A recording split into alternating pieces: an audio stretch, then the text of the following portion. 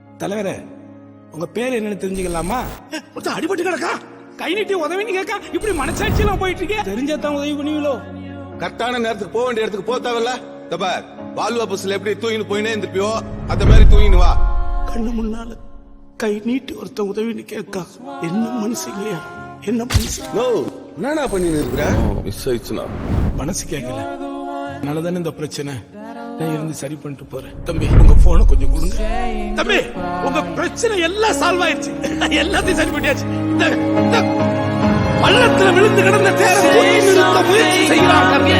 இதுதான் சரியான தருணம்னு ஐயா கிருஷ்ணர் அம்போட சொன்னார் அர்ச்சனன் கிட்ட. அம்பு வருது ஆகாயத்துல, அது தெரியாத கர்ணன் தேரை தூக்கிட்டு இருக்கையில பாஞ்சது அம்பு கர்ணனோட நெஞ்சிடு.